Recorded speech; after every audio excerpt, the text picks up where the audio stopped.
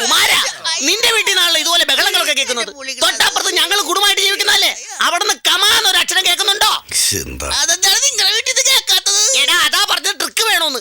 എന്റെ പെണ്ണുമ്പിള്ള ഇടിക്കുമ്പോ വാ പൊത്തിപ്പിടിച്ചിട്ട് ഇടിക്കാറുള്ളൂ, ശബ്ദം പുറത്തു വരാറില്ല. അതൊക്കെ ഞാൻ കഴിഞ്ഞ ദിവസം ഒന്ന് പൊട്ടിച്ച്, പിന്നെ പൊടി പൂരല്ലായിരുന്നു. എന്നിട്ട് തന്റെ വീട്ടിൽ നിന്ന് തന്റെ കരച്ചിലല്ല ഞങ്ങൾ കേട്ടത്. അതെന്റെ ഭാര്യയുടെ 350 രൂപ സ്വേതായിട്ട് പൊട്ടിച്ച് അവൾ എന്നെ കൊല്ലൂലടാ, കൊല്ലൂലടാ, കൊല്ലും. പൊന്മകൾ വന്താൾ കോടി തന്താൾ പൊന്മകൾ വന്താൾ. ഏടാ കുമാര, നീ നിന്റെ പെണ്ണുമ്പോൾ തമ്മിൽ എന്നും വഴക്കാണല്ലോടാ. എന്താ കാര്യം? ഒന്നും പറയണ്ട എന്റെ ഭാർഗവ. ഞാൻ ചെത്ത് കഴിഞ്ഞ് വീട്ടിൽ വന്നു കഴിഞ്ഞാല് എനിക്ക് ഇവള് പച്ചവെള്ളം തരൂല.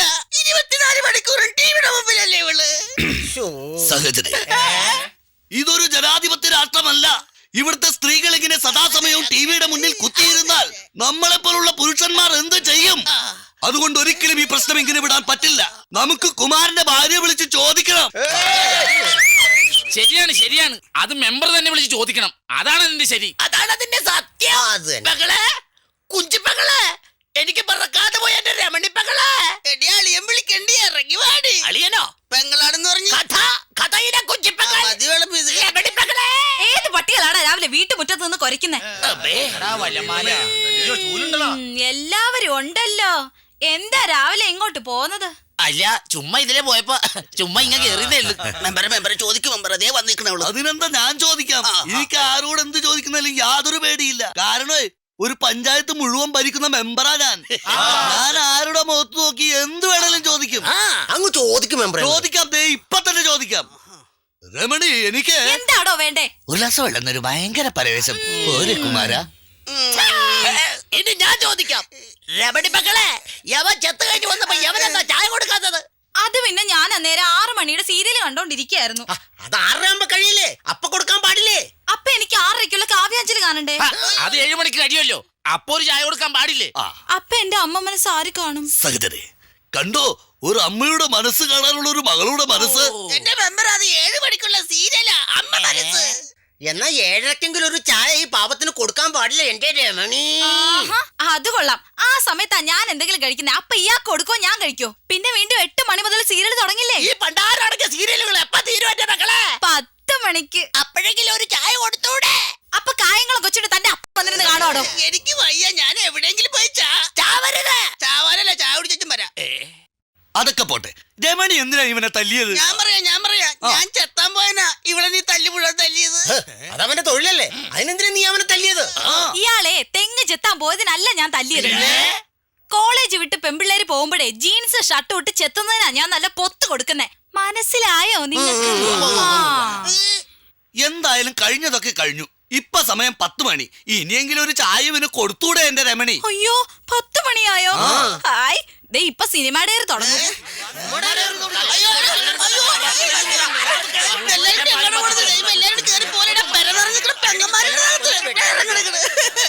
എന്റെ ദൈവമേ, ഈ സിനിമ ഡയറി കണ്ടുപിടിച്ചവൻ ആരാണെന്നാവോ? അവനെന്റെ കൈ കിട്ടിക്ക.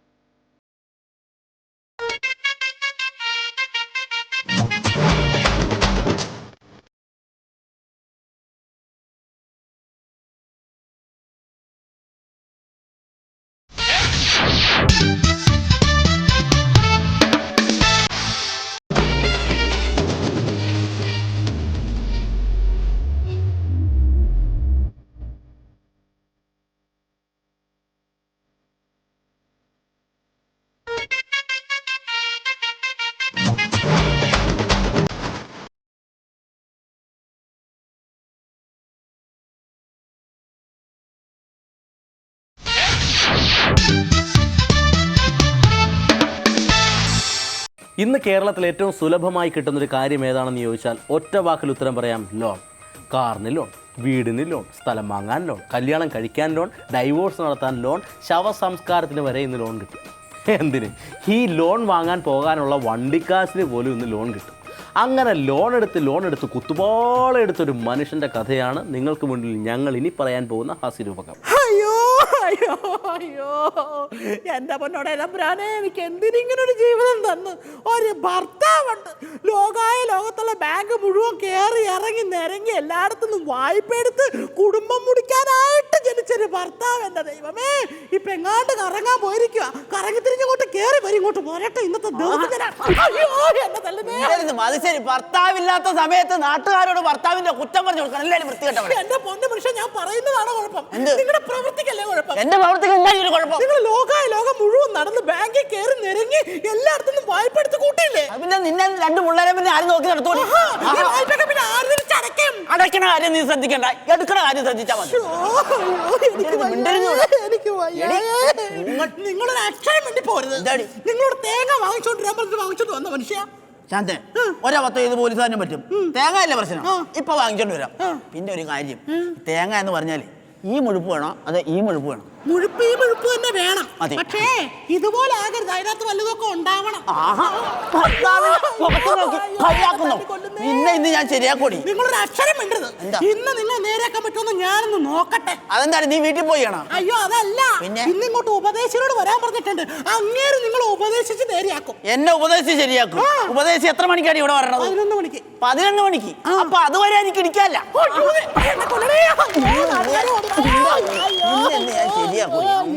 മതിരി മതിരി.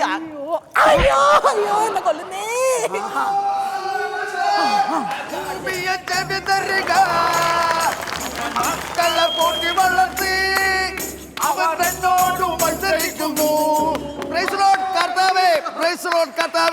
പാവപ്പെട്ട അനാഥനായ ഒരു കുട്ടിയെ അവനെടുത്ത് വളർത്തിയട്ടെ, പാവപ്പെട്ട ഒരു തിരുമേനി എടുത്ത് വളർത്തിയട്ടെ, പോറ്റി വളർത്തിയട്ടെ. ആ കുട്ടി വളർന്നു വലുതായി, അവൻ വലിയവനായി കഴിഞ്ഞപ്പോഴേ അവനോട് മത്സരിക്കുന്നു, അപ്പനോട് മത്സരിക്കുന്നു. ഇത് നീചമല്ലേ? Praise Lord. പത്രോസേ, ഞാനൊന്ന് ചോദിക്കട്ടെ. ഈ ഭവനത്തിൽ എന്താണ് നടക്കുന്നത്? ഇതാണ് ഈ ഭവനത്തിൽ നടക്കുന്നത്, മനസ്സിലായോ? നിങ്ങൾ പ്രശ്നം പരിഹരിക്കാൻ വന്നാണോ ഉണ്ടാക്കാൻ വന്നതാണോ? ശാന്തമ്മ വിഷമിക്കട്ടെ, ശാന്തമ്മ ഒന്നുകൊണ്ട് വിഷമിക്കട്ടെ. കർത്താവേ, ശാന്തമ്മയുടെ എല്ലാ പ്രശ്നങ്ങളിലും മറുപടി വേണ്ടിയിട്ട് ഈ നിൽക്കുന്ന പത്രോസിന്റെ വചനങ്ങൾ പാട്ട് കേൾപ്പിക്കണം, വചനങ്ങൾ പറഞ്ഞു കേൾപ്പിക്കണം. Glory glory. പാറയാകുന്നു എന്നാ വെടിമരുന്ന് വെച്ച് എന്നെ കണ്ട് പൊട്ടിക്ക്.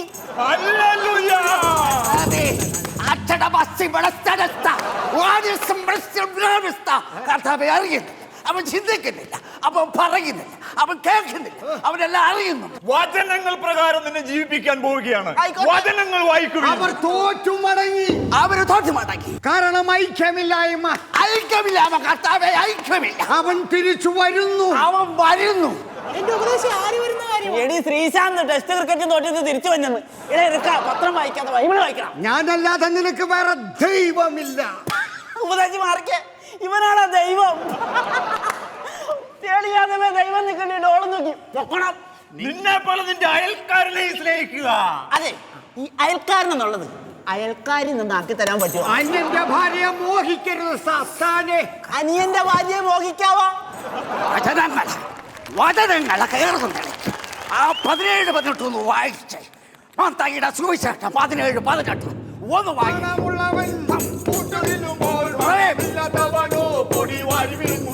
അങ്ങനെ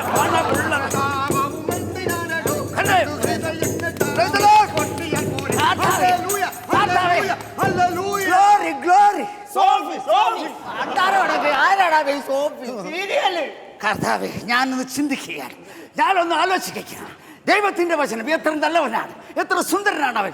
പണമുള്ളവൻ പുട്ട തിന്നവൻ, പണമില്ലാത്തവൻ മടി കാരണം അവൻ പൊട്ടി വാരി തിന്നു കുഞ്ഞാടി. മത്തായിയുടെ 14-15 എടുത്ത് നോക്ക. ഉപദേശി 12-13 ഞാൻ പറയാം. മനസ്സിലായില്ല? പാറല്ലേ എന്റെ പൊന്നു തിരുവചനത്തിന്റെ കാര്യം പറഞ്ഞത്. കൈവിട്ടു പോകും. ഒരു കാര്യം മനസ്സിലാക്കണം, ആകാശത്തിലെ പറവകൾ വിതയ്ക്കുന്നില്ല, കളപ്പുരയിൽ ശേഖരിച്ചു. നിർത്തുപദേശി, ഇതുങ്ങളൊന്നും കല്യാണം കഴിക്കില്ല, പിള്ളേരും ഉണ്ടാവില്ല, ബാങ്കിൽ നിന്നൊന്നും ലോൺ എടുക്കണില്ല. വിവാഹം സ്വർഗത്തിൽ നടക്കുന്നു, സ്വർഗത്തിൽ. ആര് പറഞ്ഞു? എന്നിട്ട് ഞങ്ങളെ വിവാഹം നടന്ന് ഓഡിറ്റോറിയത്തിൽ വെച്ചാണല്ലോ. നീ ഒരു കാര്യം മനസ്സിലാക്കണം, നമ്മുടെ കർത്താവ് കാനായിലെ കല്യാണത്തിന് വെള്ളം വീഞ്ഞാക്കി മാറ്റിയവനാണ്. ഇവക്കടെ അനിയത്തിയുടെ കല്യാണത്തിന് ഞാൻ ഇത്തിരി വെള്ളം വീഞ്ഞാക്കിയിട്ട് 14 ദിവസം റിമാൻഡിൽ കിടന്നറിയാവോ? കർത്താവേ, എന്റെ കൺട്രോൾ എനിക്ക് സഹിക്കാൻ പറ്റുന്നില്ല. വചനങ്ങൾ വായിക്കുവിൻ. വചനങ്ങൾ വായിക്കാൻ എന്റെ കൈകൾ കിട്ടും, എനിക്ക് നീന്തിരിക്കാൻ പറ്റുന്നില്ല. പള്ളി കൂടത്തിൽ പോയിട്ടില്ല. മരം വെട്ടുകാരനായിരുന്നു എന്റെ അപ്പൻ. കർത്താവേ, മരം വെട്ടുകാരൻ. എന്റെ അമ്മയെ കയറി പിടിച്ച റേഞ്ചർ സാഹിബിന് 2 വെട്ടിന് 2 തുണ്ടമാക്കി ജയിലിൽ പോകുമ്പോ എനിക്ക് 9 വയസ്സ്. ലേലം 3 പേരും കൂടെ എത്ര പ്രാവശ്യം കണ്ടു? 3 പ്രാവശ്യം. 3 പ്രാവശ്യം. വാ വാടാക്കിട്ട് ഇവിടെ വരാം. വേണ്ട, എന്നെ ഇടിക്കണ്ട. ഇങ്ങോട്ട് വരാം. അല്ലേ ഞാൻ അമ്മയെ വെച്ചിട്ട് ഞാൻ അങ്ങോട്ട് വരാം. അയ്യോ, നീ വാ ഈ പഞ്ചായത്ത് വചനമായിട്ട് കൊണ്ടുപോകുന്നു.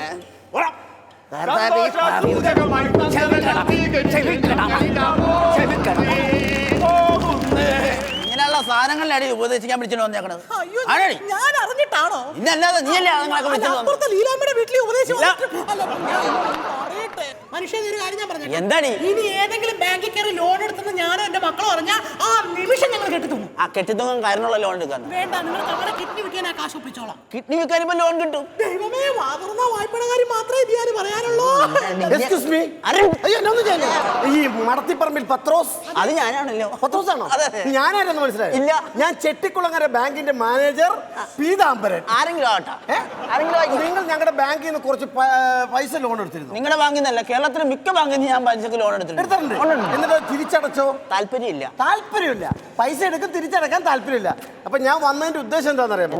ജപ്തി നടപടിയുമായിട്ടാണ് ഞാൻ വന്നിരിക്കുന്നത്. സന്തോഷം. അതായത് എന്താന്ന് മനസ്സിലായി ഞങ്ങളുടെ ജപ്തി നടപടി? ഇപ്പൊ നിങ്ങളൊരു കാറിനാണ് ലോൺ എടുത്തെങ്കിൽ ആ കാർ ഞങ്ങൾ കൊണ്ടുപോകും. വീടിനാ ലോൺ എടുത്തെങ്കിൽ വീട് ഞങ്ങൾ കൊണ്ടുപോകും. ഇപ്പൊ സ്ഥലത്തിനാണ് ലോൺ എടുത്തെങ്കിൽ ആ സ്ഥലത്തെ മണ്ണടക്കം ഞങ്ങൾ കോരിക്കൊണ്ട് പോകും. സന്തോഷം. ആ ശരി. താൻ എന്തിനു വേണ്ടി ലോൺ എടുത്തേക്കണത്? ഞാൻ ഇവിടെ വിവാഹം കഴിക്കാൻ വേണ്ടി ലോൺ എടുത്തതാ. അപ്പൊ ഞങ്ങൾ ഭാര്യനെ ജപ്തി ചെയ്തോണ്ട് പോകും. ആ ബാങ്കിന്റെ നിയമം തന്നെ. ഭാര്യയെ ഞങ്ങൾ ജപ്തി ചെയ്തോണ്ട് പോകും. സ്ത്രീകളെയൊക്കെ ജപ്തി ചെയ്യാൻ നിയമമുണ്ട് ഉണ്ടല്ലേ? മനുഷ്യ, നിങ്ങൾ ഇങ്ങനെ വായ്പ എടുത്ത് എനിക്കുണ്ടായ ഗതികേട് കണ്ടല്ലോ. നീ എന്താണ്? ഞാൻ പുള്ളിയോട് സംസാരിച്ചു നോക്കട്ടെ. അല്ല, ഒന്നും പറയണ്ട. ഭാര്യയെ ജപ്തി ചെയ്തോണ്ട് പോകും. അല്ല, ഞാൻ ചോദിക്കട്ടെ. ചോദിച്ചോ. ഈ ജപ്തി നടപടി ഒന്ന് ഒഴിവാക്കാനായിട്ട് എന്തെങ്കിലും നൂലാമല അഡ്ജസ്റ്റ്മെന്റ്? ജപ്തി നടപടി ഒഴിവാക്കാനായിട്ട് ഒരു പണി എന്താ ഉള്ളതെന്ന് വെച്ചാൽ പലിശയും കൂട്ടുപലിശ അടക്കണം. പലിശയും കൂട്ടുപലിശ അടച്ചാൽ മതി. കുഴപ്പമില്ല. എടി ശാന്തമ്മ, പലിശയും കൂട്ടുപലിശ അടച്ചാൽ മതി എന്നാ പറഞ്ഞ. ഇപ്പൊ വഴി ഉണ്ടാക്കാം. അനീഷേ, വിനീഷേ, ഇത് പലിശ, ഇത് കൂട്ടുപലിശ. കൂട്ടുപലിശ. അപ്പൊ മുതലിവിടെ നിൽക്കട്ടെന്ന്. മുതലിവിടെ നിൽക്കുന്നിടത്തോളം കാലം വർഷം പലിശ കൃത്യമായിട്ട് അങ്ങോട്ട് അടച്ചോളാം.